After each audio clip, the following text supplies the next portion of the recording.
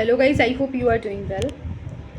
Guys, as a aspirant आज मैं बात कर रही हूँ और टू एस्पिरेंट्स आई एम बात कर रही हूँ। गाइज़, कभी कभी ऐसा टाइम आता है जहाँ पर हम टोटली स्टक हो जाते हैं कि क्या करें। बहुत सारे एफर्ट्स करने के बाद, बहुत मेहनत करने के बाद बार बार रिजल्ट फेल होता रहता है और हमारे आसपास लोग पूछते हैं कैसी पढ़ाई चल रही है। उनको क्या आंसर दें कि हमारी पढ़ाई कैसी चल रही है। अगर अच्छी चल रही है तो नंबर क्यों नहीं आ रहा। और कॉमन सी बात, अगर हम उन्हें अपने सांत्वना के लिए या फिर कंसोल के लिए कह रहे हैं कि हाँ पढ़ाई ठीक चल रही है, तो गाइज़ ये हम भी जानते हैं अगर अच्छी चल रही है तो हमारा नंबर नहीं आ रहा है। तो गाइज़ एक धीमी सी आवाज़ से हम कह देते हैं कि हाँ ठीक चल रही है। गाइज़ देखिए, रियलिटी हम जानते हैं कि मॉक में हमारे मार्क्स ठीक नहीं आ रहे।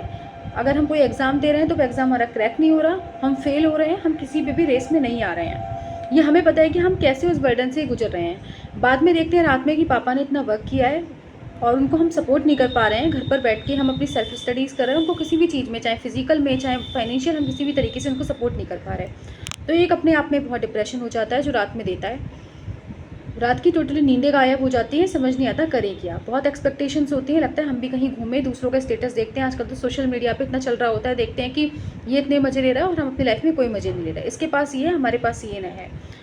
मतलब परेशान हो जाते हैं। एक चार दीवारी में बैठे बैठे समझ नहीं आता हम करें क्या। 4 साल हम देने के बाद भी हमारा रिजल्ट क्या आता है? 0। हम कहीं कुछ नहीं कर पा रहे होते, हमें कोई श्योरिटी नहीं होती कि आगे क्या होगा हमारे साथ, कुछ पता नहीं होता।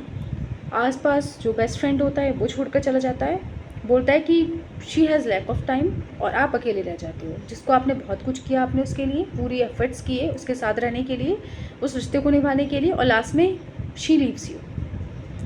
तो गाइस लगता है जैसे कि हम सब बेकार है। ये दुनिया एक जालिमों की दुनिया है, ये कोई हमें समझने वाला नहीं है, कुछ नहीं करने वाला। और फिर सिर्फ लगता है कि पैसे हमारे पास में होने चाहिए, और पैसे कमाने का हमारे पास कोई सोर्स नहीं होता कि हम प्राइवेट सेक्टर में जाएँ, गवर्नमेंट सेक्टर में जाएँ। प्रिपरेशन हम गवर्नमेंट सेक्टर की कर रहे हैं, अगर हम प्राइवेट सेक्टर में चले जाएंगे तो हम ये सब कुछ खो जाएंगे। हमारे जो ड्रीम्स हैं, जो लोगों को एक्सपेक्टेशंस दे रखी हैं, या फिर लोगों के जो आंसर्स देने हैं, वो हम कैसे दे पाएंगे। बहुत डर लगता है, और बहुत हर टाइम में ये डर हमें सताता रहता है, समझ नहीं आता।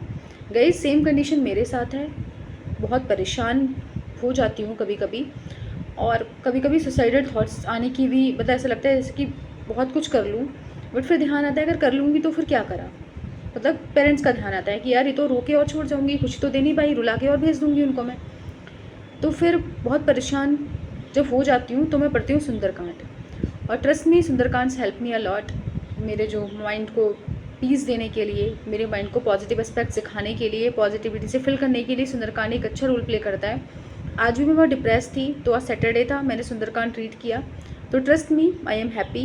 ऑल्दो इतना पूरी तरह से फ्रेश नहीं हूँ, लेकिन मैं जो सोच रही थी, सुसाइडल थॉट्स वगैरह मेरे दिमाग में आ रहे थे, सच बताऊँ तो नाउ आई एम फाइन, बिल्कुल ठीक हूँ, पीसफुल हूँ, अच्छे से पढ़ाई कर रही हूँ।